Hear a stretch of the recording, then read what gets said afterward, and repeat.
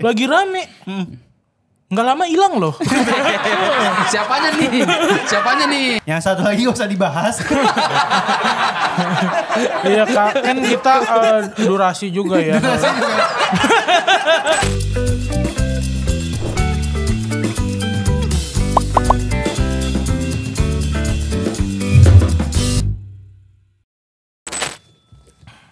Gibran akan cabut izin usaha tambang ilegal. Mahfud banyak mafianya.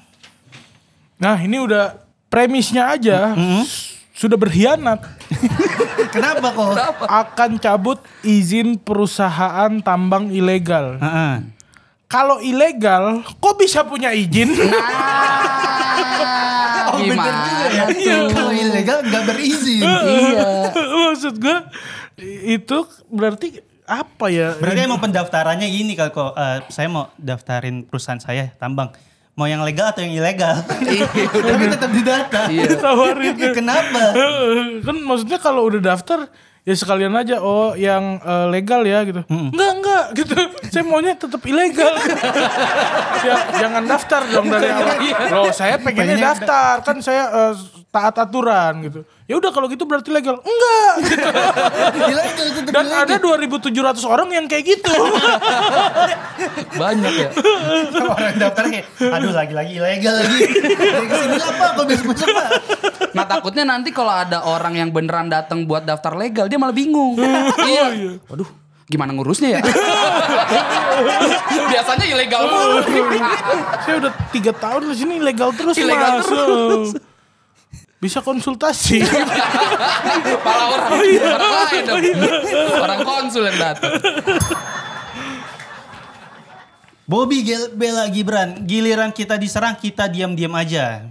Bilangnya. Coba itu Ulang. Iya. Gibran, giliran Mas. kita diserang kita diam-diam aja dibilangnya.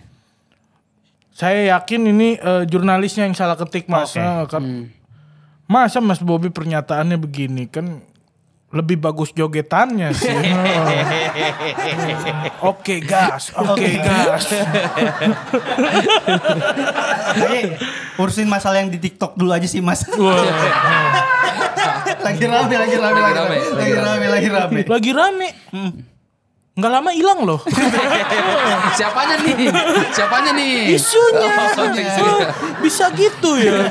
Giliran gua ketangkep narkoba sampai tahun ini Mas. Masih ada terus beritanya. Mas.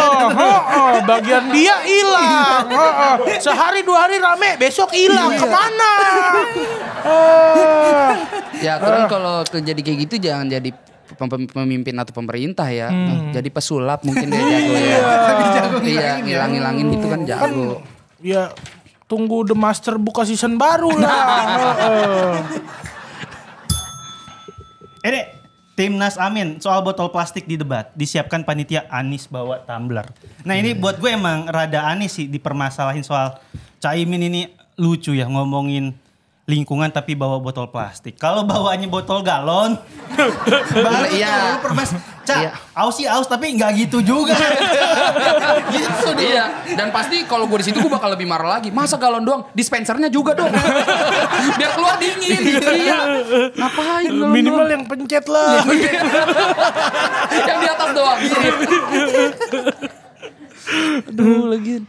Kalau kayak gitu dipermasalahin kecuali Caimin bawanya koksikel gitu yang stikernya belum dicabut tuh. Iya, itu baru. Diomelin tuh, cabut dulu. Tapi gue ngelihat sosok Pak Anies Baswedan ini emang selalu bersikap seperti abang-abangan sih gitu. Kayak di debat pertama Caimin dibantai, debat cawapres yang pertama Caimin dibantai, di debat capres yang kedua Prabowo balas dibantai gitu. Kemarin Caimin diselepet terus sama si Gibran. Pas doorstop aja menurut gua kata-kata dari Anies udah cukup banget buat ngebantai Gibran.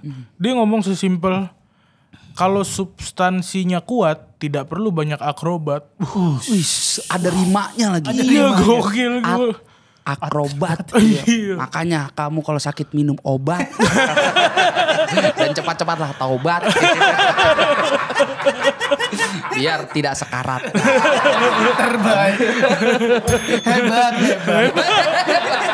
Harusnya hebat ya. Sama Prof Mahfud kamu dibabat.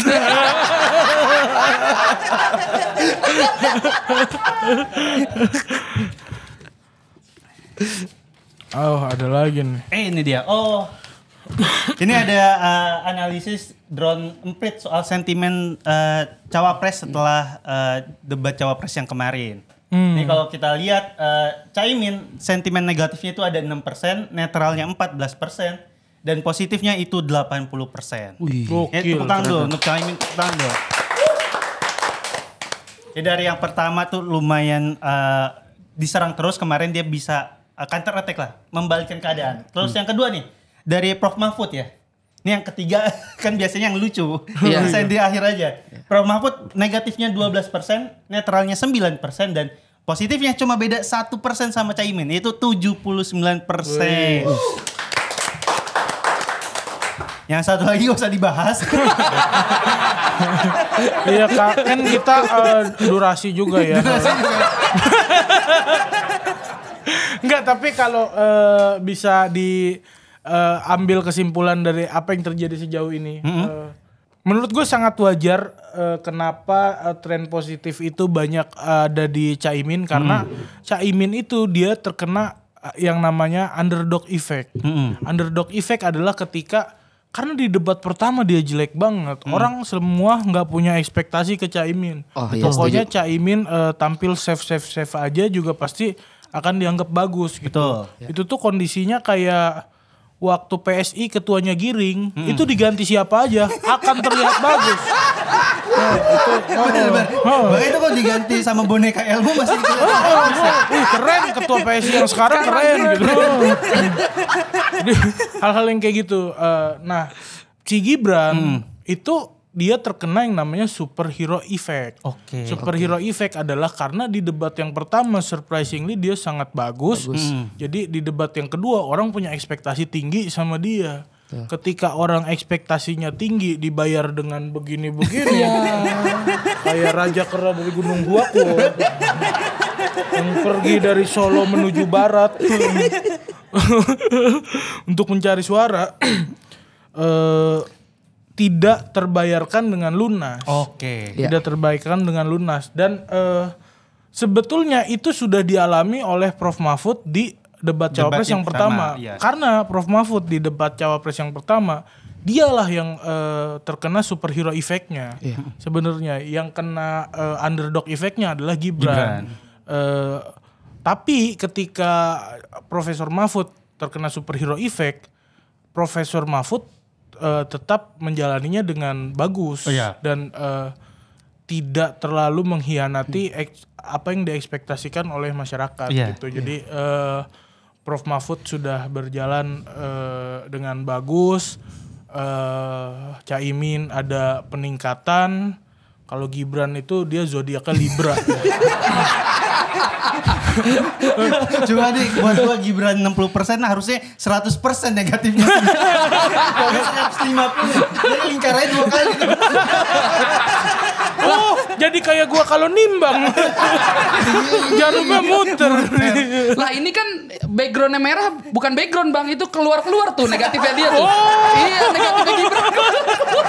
Sampai bertemu di episode selanjutnya.